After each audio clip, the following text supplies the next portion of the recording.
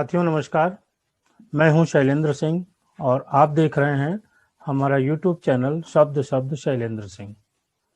आज हम ज्योतिष के विषय पर बात करने के लिए आपके सामने हैं और हमारे साथ जो खास मेहमान हैं वो राजस्थान की रहने वाली हैं, डॉक्टर रोशनी टॉक, जो मुंबई में फिल्म एक्ट्रेस भी हैं, समाज सेवी हैं, साथ ही साथ वो एक एस्ट्रोलॉजर भी हैं और वो जर्नलिस्ट हैं। अभी उनका एक न्यूज़पेपर भी जल्दी ही आने वाला है। लेकिन आज हम जिस मुद्दे पे बात करेंगे वो है एस्ट्रोलॉजी, जीवन में ज्योतिष का महत्व। हम सबसे पहले डॉक्टर रोशनी का स्वागत करते हैं। डॉक्टर साहब, बहुत बहुत स्वागत है आपका। हम लोग जो शुरुआत करते हैं कि हमारे जीवन में ज्योतिष का क्या महत्व है, किस तरीके से हमारे जीवन में जो आने वाले क्षण हैं उनको ज्योतिष प्रभावित करता है और कैसे हम सही और गलत का चयन कर सकते हैं। थैंक यू सर आपके सवाल के लिए। ज्योतिष अगर मैं सटीक भाषा में बोलूं तो हमारे जीवन में बहुत इम्पोर्टेंट है। क्यों इम्पोर्टेंट है? जिस तरीके से एक गुरु आपको राह दिखाता है, आपका मार्गदर्शन करता है, उसी तरीके से ज्योतिष भी हमारा मार्गदर्शन करने के लिए है। लेकिन साथ ही जो ज्योतिष विद्या है वो श्रापित विद्या कहलाई जाती है। वो 100% एक्यूरेसी नहीं होती। मैं 110% आपको लिख के देता हूँ तो वो नहीं दे सकते। ज्योतिष विद्या में ये नहीं है। जैसे फॉर एग्जाम्पल कि आप ये नहीं बता सकते कि आपकी मृत्यु कब होगी। ज्योतिष में 4 तरीके की मृत्यु बताई गई है। मृत्यु तुल्य कष्ट बताया गया है, प्रॉपर मृत्यु नहीं बता सकते। कि अगर किसी को अपनी इज्जत से बहुत प्यार है तो अगर उनको मान हानि हो जाए, उनका मान सम्मान चला जाए तो भी वो उनके लिए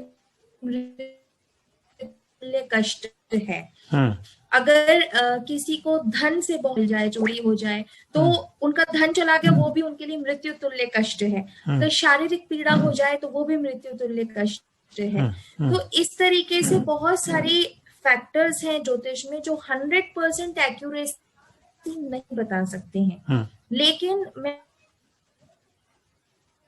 होते हैं जो हम कुंडली बोलते हैं जिसको, वो कुंडली क्या होती है कि जिस वक्त हम जहां पर पैदा हुए हैं उस वक्त पर जो प्लैनेट्स हैं उनकी क्या पोजीशन है, कौन सा प्लैनेट कहाँ पे किस डिग्री में बैठा हुआ है, उसका फोटो, उसका जेरोक्स कॉपी जो है उसको हम हॉरोस्कोप या हमारी जन्म कुंडली कहते हैं। लेकिन अब सोचने वाली बात यह है कि अगर मान लीजिए मैं मुंबई शहर में हूँ और मुंबई शहर में जिस हॉस्पिटल में हूँ उसी मिनट में 4 बच्चे पैदा हुए हैं, तो इस हिसाब से तो चारों बच्चों की कुंडली सेम होनी चाहिए। लेकिन ऐसा नहीं होता। चारों बच्चों की कुंडली जो है वो डिफरेंट होती है। उसका रीजन ये है कि कार्मिक अकाउंट इंसान का हमेशा उसके साथ चलता है। उस कार्मिक अकाउंट की कैलकुलेशन के बेसिस पे ही आपको नेक्स्ट बर्थ मिलता है।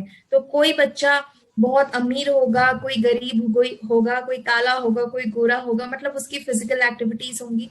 लेकिन अब मान लीजिए कि मैं जिस समय पैदा हुई हूँ वहां पे कोई प्लेनेट मेरा सूटेबल नहीं है, और ऑब्वियस बात है कि आप सारे के सारे प्लैनेट्स अच्छी पोजीशन में बैठे हैं ऐसा कोई भी नहीं होता, विरले होता है। मतलब लाखों करोड़ों लोगों में कोई होता होगा, कुछ ना कुछ दोष तो होता ही है कुंडली में। तो astrology is for knowing the things कि अगर एक्स चीज प्रॉब्लमेटिक है तो मैं उसका इलाज कर लूं जिससे मुझे वो पीड़ा ना हो, चाहे वो शारीरिक हो, चाहे मानसिक हो, चाहे विवाह में हो, चाहे काम में हो, तो वो पहले से ही मैं सॉल्व कर लूं। लेकिन दरअसल आजकल क्या देखा जाता है कि पहले से ही वो ब्रेन में ना ऐसा फिट हो जाता है कि अरे इसकी कुंडली में तो फलाना दोष है, इसकी तो गृहस्थी अच्छी चलेगी नहीं, या इसका तो 4 साल काम बैठेगा ही नहीं, तो लोग काम करना भी बंद कर देते हैं। मतलब एक बैक ऑफ द माइंड वही उनके चलता रहता है।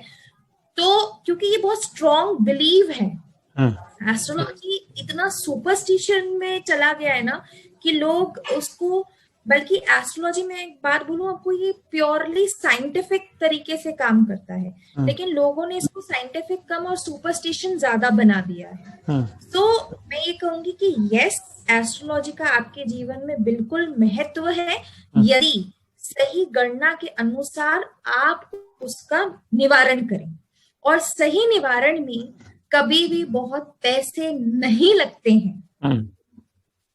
आप अगर हम बात करें 9 ग्रहों की, तो 9 ग्रह कैसे काम करते हैं, मान लीजिए राहु, केतु, शनि, इनको क्रूर ग्रह कहते हैं। क्रूर ग्रह इसलिए कहते हैं कि थोड़े सख्त देवता हैं, मतलब जल्दी से प्रसन्न नहीं होते।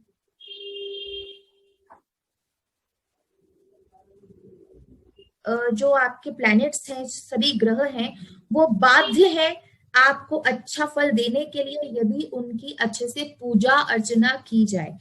एक छोटे से एग्जाम्पल में इसको समझाती हूँ। मान लीजिए कि आप मुझे पसंद नहीं करते हैं, लेकिन मैं जब भी आपके सामने आती हूँ बहुत अच्छे से ग्रीट करती हूँ, नमस्ते करती हूँ, स्माइल करती हूँ, आपकी रिस्पेक्ट करती हूँ, आपको रिस्पेक्ट देती हूँ। तो आप भले ही मुझे पसंद नहीं करते, लेकिन आप चाह के भी मेरा बुरा नहीं करेंगे, क्योंकि आप जब भी कुछ सोचेंगे आपके सामने मेरा फेस आ जाएगा, यार ठीक है अजीब है लेकिन अब ठीक है, छोड़ यार, जाने दे।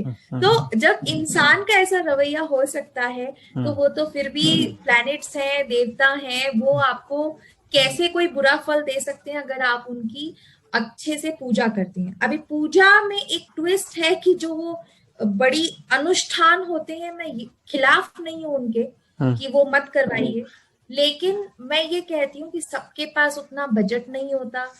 और एक दिन से क्या होगा, क्या आप ऊंट हैं, 7 दिन का पानी एक साथ पी लेंगे तो चल जाएगा। तो कंटिन्यूटी बहुत जरूरी है किसी भी चीज में। तो अब क्या बड़े बड़े अनुष्ठान रोज कराएंगे, उसका सरल उपाय किसी भी देवता को खुश करने का, किसी भी प्लैनेट को ठीक करने का एक बहुत सरल उपाय होता है बीज मंत्र जाप, जिसको आपको खुद ही करना होता है। आप 108 बार एक माला अगर 108 मन के करेंगे, दैट इज सफिशिएंट।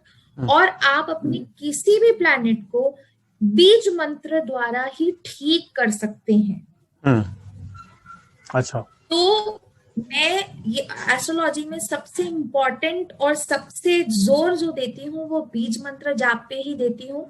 इससे आप कोई सा भी प्लैनेट ठीक कर सकते हैं, और अगर आपने अपना प्लैनेट ठीक कर लिया तो फिर परेशानी नहीं है। तो ये बीज मंत्र हर ग्रह का अलग अलग होता है या एक ही बीज मंत्र हर पे है? नहीं, बीज मंत्र जैसे 9 ग्रह हैं तो 9 ग्रहों के जो बीज मंत्र हैं वो अलग है। मैं आपको बता देती हूँ। अगर आप सूर्य को ठीक करना चाहते हैं किसी वजह से, अगर आपके सूर्य ठीक जगह नहीं बैठे हैं, सूर्य अगर वीक होते हैं, सूर्य आत्मा का कारक होता है, पिता का कारक होता है, तो आप किसी भी वजह से कॉन्फिडेंस देता है, इनर कॉन्फिडेंस होता है, राजनीतिज्ञ जो लोग होते हैं या बोलने वाले कार्य में जो कार्यरत होते हैं, इस तरीके के कार्य लोग जो होते हैं, उनका सूर्य बहुत स्ट्रांग होगा। आप कभी भी उनकी कुंडली उठा के देखेंगे तो अगर कहीं आपका कॉन्फिडेंस लूज हो रहा है, या बोलने में सही नहीं है, या आपके पिता से रिश्ते खराब हो रहे हैं, या आपके आत्मा से आपको ना मतलब उतने पॉजिटिव थॉट्स नहीं आते, तो कहीं ना कहीं आपका सूर्य वीक है। तो अगर आपको सूर्य ठीक करना है, ओम घृणी सूर्याय नमः, सिंपल सा मंत्र है। इसके 108 जाप एक दिन में आप करें तो तकरीबन 18,000 जाप के बाद में ये सिद्ध हो जाता है। सिद्ध होने के बाद ये आपको और बेटर और फास्ट रिजल्ट देता है, वो आपको विजिबल रिजल्ट्स देगा। अच्छा। उसी तरीके से चंद्रमा का मंत्र होता है ओम सोम सोमाय नमः। मंगल का मंत्र होता है ओम अंग अंगारकाय नमः। बुध का मंत्र होता है ओम बुम बुधाय नमः। बृहस्पति का मंत्र होता है ओम ग्राम ग्रीम गुरुवे नमः, या फिर एक इसका सब्स्टिट्यूट मंत्र है ओम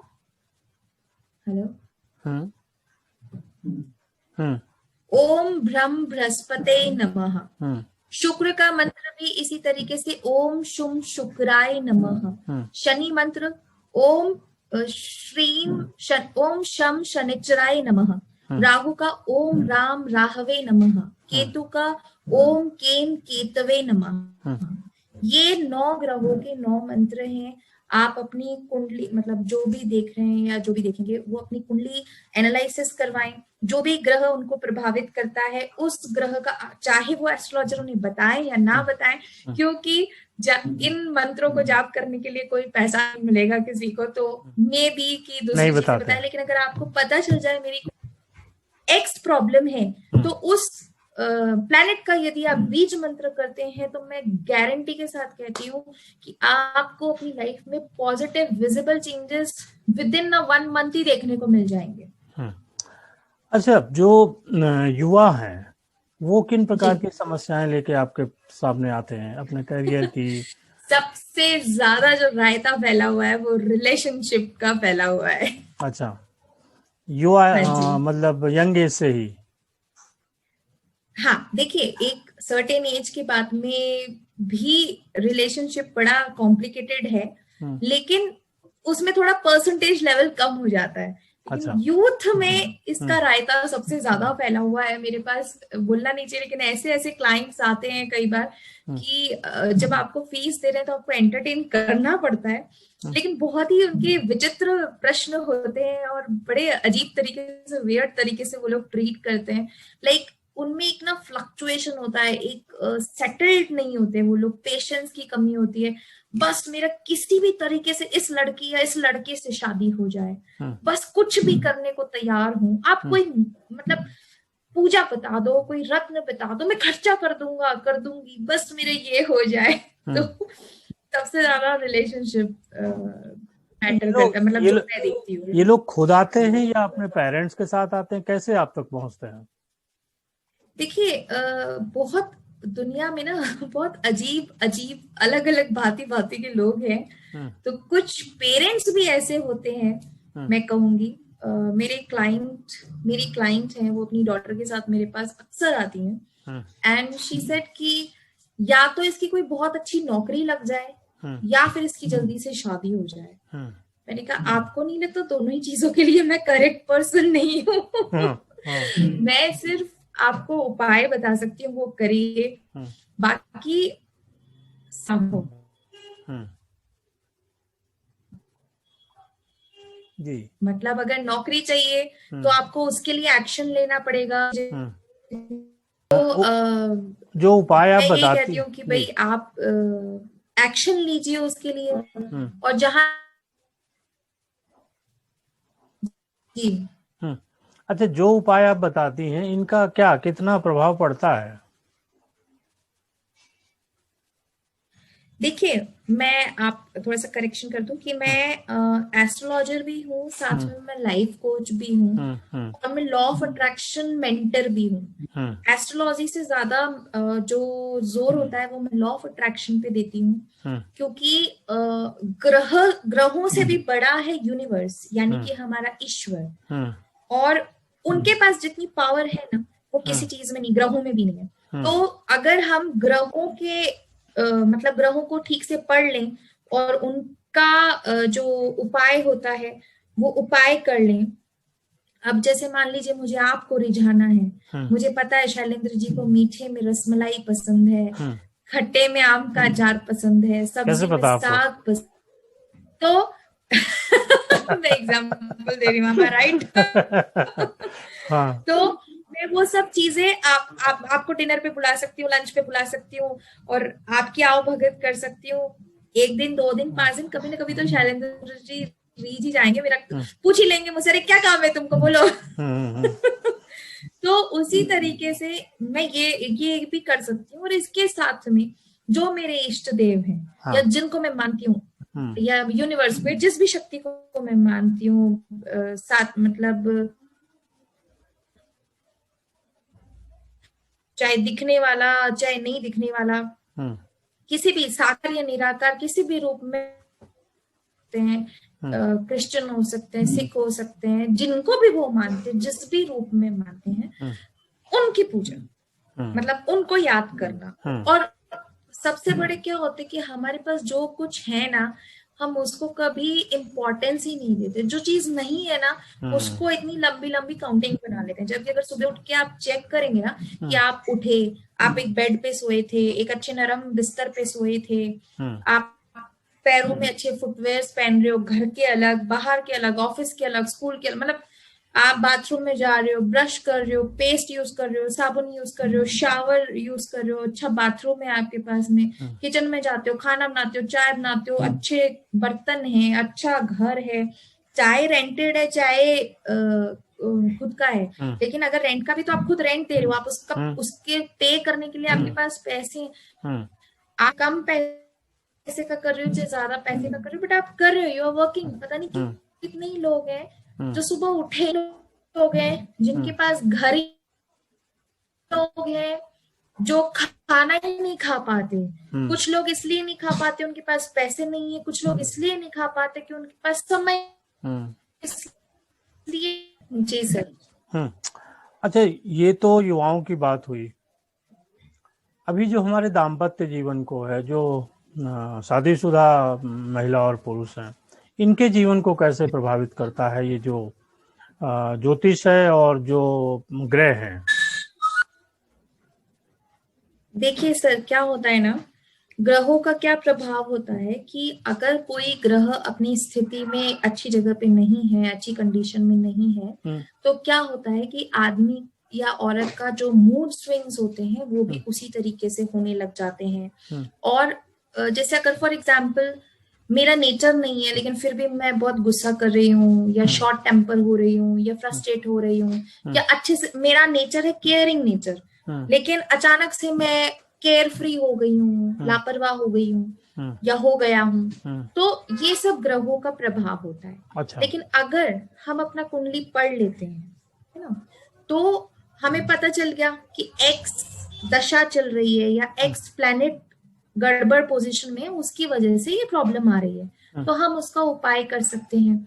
और हम अपने आप को मेंटली ये फीड कर सकते हैं, हमारे ब्रेन को ये मैसेज दे सकते हैं कि ये ग्रहों का प्रभाव है, मुझे इसमें नहीं फंसना है, मुझे अपना 100% देना है, ये मेरा नेचर नहीं है। हम अपने आप को रिमाइंडर कॉल दे सकते हैं, नहीं नहीं ये मेरा नेचर नहीं है, मुझे गुस्सा नहीं करना, कोई बात नहीं, उन्होंने 2 बात बोल दी, इट्स ओके, थोड़े टाइम के बाद मैं ये एक्स चीज कर रहा हूँ, ठीक हो जाएगा। तो अगर हम उसे ऐसे पॉजिटिवली लेंगे तो सब चीज बढ़िया तरीके से, वो वक्त भी निकल जाएगा, चीजें भी मटेरियलाइज हो जाएगी, और एक दूसरे से बॉन्डिंग भी स्ट्रांग हो जाएगी।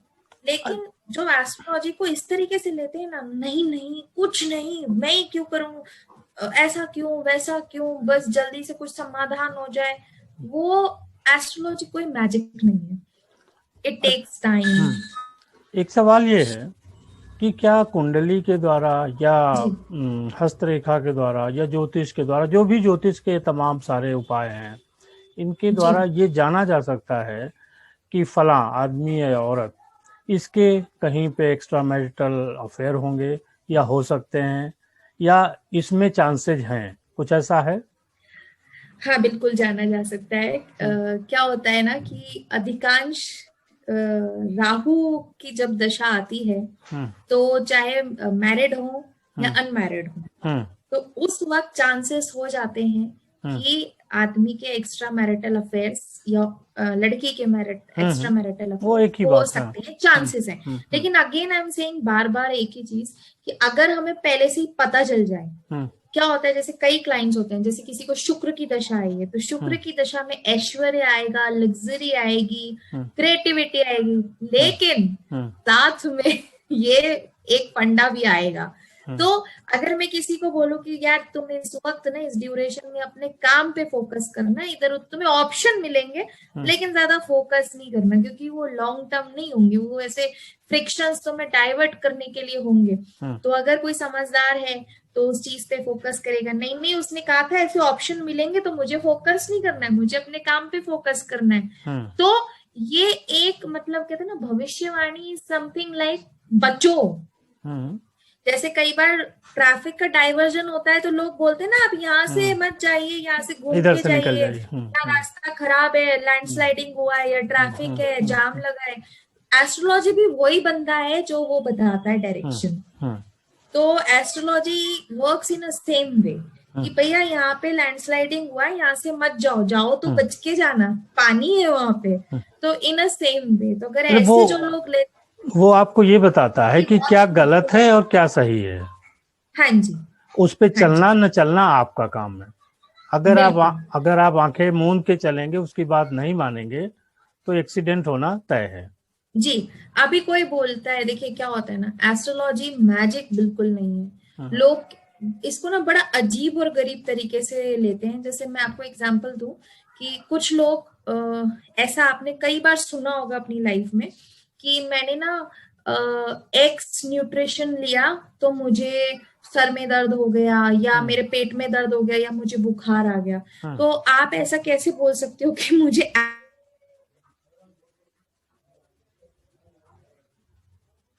पानी या कोई भी XYZ किया तो आपको बुखार आ गया? आपको बुखार इसलिए नहीं आया कि आपने ग्रीन वेजिटेबल खाया या एप्पल खाया। तो ये एक बड़ी वैसी चीज है। तो एस्ट्रोलॉजी में मैजिक कुछ भी नहीं हो सकता, कुछ भी नहीं हो सकता। और जो ये सुपरस्टिशन फैलाते हैं ना लोग कि आओ तंत्र मंत्र तांत्रिक विद्याओं से हम एक्स कर देंगे, सब बेवकूफ बनाते हैं। बिकॉज एक चीज है कि तांत्रिक विद्या, मैं तंत्र को बुरा नहीं कह रही हूँ, शिव खुद तंत्र है, लेकिन उसको आप सात्विक नेचुरल तौर पे लो। आप उससे कुछ अनयूजुअल या नेचर के खिलाफ जाके बदल नहीं सकते। आप भगवान नहीं हो। अगर आप करते हो तो उसका पॉजिटिव मिले ना मिले, बुरा तो आपको 100% मिलना ही मिलना है। मतलब नेचर के खिलाफ जाना मतलब आपने अपने कर्म खराब कर लिए। मतलब वशीकरण जैसे मंत्र नहीं होते, या वशीकरण जैसी कोई बात नहीं होती, कोई बात नहीं होती। देखिए अगर आप ओम नमः शिवाय भी जपेंगे ना, और आप ये बोलेंगे कि मेरा मन शांत हो जाए, मेरा मन मेरे कंट्रोल में रहे, वो आपको कंट्रोल में रखेगा, वो वशीकरण करेगा। लेकिन आप बोलो X% मेरे कंट्रोल में हो जाए, बेवकूफ बनाने वाली बात है। अच्छा, आप जीत सिर्फ अपने मन को सकते हो। अच्छा, कोई ऐसे उपाय हैं कि जो इन हालातों से जीवन को बचा सकते हो? मान लीजिए हमें पता चल गया कि भाई ये हो सकता है, तो उससे बचने का कोई उपाय ज्योतिष में है क्या? समझी नहीं। मतलब दुनिया में ऐसा कोई काम ही नहीं है जो आपका दिमाग सोच सकता हो और आप कर ना सकते हो। देखिए आपको एक छोटा सा एग्जांपल देती हूँ। अभी मैं कानपुर ही गई थी, मेरे क्लाइंट के घर पे मेरी विजिट थी। तो उन्होंने मुझे ये बोला कि 2-3 उनके बच्चों की और सबकी उन्होंने मुझे कुंडली दिखाई। तो वहां पे मुझे उन्होंने ये बोला कि मेरे को किसी एस्ट्रोलॉजर ने ये बोला कि अभी तो 3 साल आपके बहुत खराब हैं, आप कोई भी काम करोगे तो आपको नुकसान ही नुकसान होगा। तो मैं 3 साल तो घर पे बैठ नहीं सकता था, बट वो लोग बहुत रिच थे, तो अगर वो 3 साल काम नहीं भी करते तो उनको परवड़ता था, मतलब ना। तो उन्होंने बोला कि मैं कुछ भी काम करता था ना, तो मेरे बैक ऑफ द माइंड यही होता था फिक्स कि अब मुझे इसका रिजल्ट तो नहीं मिलना है, क्योंकि उन्होंने पहले ही कह दिया था मेरा टाइम अच्छा नहीं है 3 साल। और मैं किसी को भी प्रेडिक्शन देती हूँ तो मैं अपनी कैलकुलेशन में कभी ये वर्ड्स यूज नहीं करती कि आप भी करो मत, आपको रिजल्ट्स नहीं मिलेंगे। मैं नेगेटिव बातें अपने मुंह से नहीं निकालती हूँ, क्योंकि इसका मुझे पता है कि बहुत बुरा और फिक्स प्रभाव पड़ता है। अभी देखिए 3 साल, क्या ये प्रैक्टिकल है, फिजिबल है? चाहे वो कितना भी रिच हो, क्या ये प्रैक्टिकल है कि आदमी हाथ पे हाथ धर के घर बैठ जाए? नहीं। It's very foolish, I mean consultancy what I से। आप किसी को ये बोलिए कि आप दिल छोटा मत करना, हो सकता है कि अगर आप रुपए भर की मेहनत करें तो आपको 70 पैसे या 80 पैसे मिले, लेकिन आप दिल छोटा मत करना, आप ये उपाय कीजिए, जल्दी ही आपका काम बनेगा। सामने वाले को मोटिवेशन मिलता है, सामने वाला काम करता है। और अगर ये दुनिया, मैंने फिर बोला कि एस्ट्रोलॉजी सिर्फ कार्मिक अकाउंट के ऊपर ही जीत सकती है। कार्मिक अकाउंट अगर आपका स्ट्रांग है तो एस्ट्रोलॉजी, आपके प्लैनेट्स कुछ नहीं कर पाएंगे, वो बदल जाएंगे आपके डिसीजन के ऊपर। तो अगर आप कॉन्स्टेंटली एक चीज कर रहे हैं, आप उसकी तरफ बढ़ रहे हैं, तो कहीं ना कहीं तो आप पहुंचेंगे ना सर। तो वही वाली बातें कि आपकी लाइफ में सब कुछ बदल सकता है, आपको कर्म करने कभी बंद नहीं करनी है, चाहे आपका प्लेनेट इधर है उधर है कैसा भी है, कर्म आपको नित्य करना है। लेकिन तो जाएगा, आपका माइंड पहले से वेलकम कर रहा है लॉस को या नेगेटिविटी को, फिर वो अच्छा कैसे होगा। मतलब कहने का मतलब ये है कि कर्म प्रधान है और ज्योतिष कर्म के साथ साथ काम करता है। बिल्कुल। तो साथियों, आज हमारी ये थी बातचीत डॉक्टर रोशनी के साथ। कुछ नेटवर्क प्रॉब्लम के कारण बात जगह जगह पर रुकी है। जल्दी ही हम एक बार फिर से उनके साथ जुड़ेंगे और नए मुद्दों पर फिर से बात करेंगे। नेटवर्क प्रॉब्लम के लिए हम आपसे क्षमा प्रार्थी हैं और जल्दी ही हम दोबारा मिलेंगे। बहुत बहुत धन्यवाद आपका।